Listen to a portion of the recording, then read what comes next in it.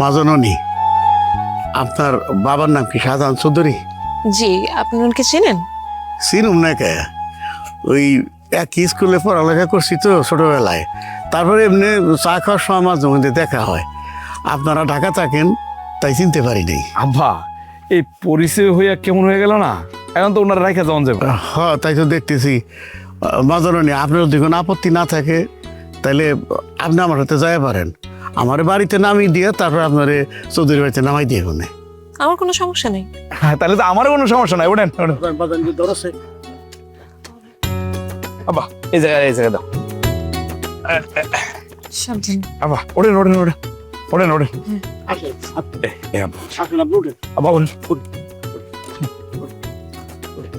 লবাদা সাবধানে দেখ। হ্যাঁ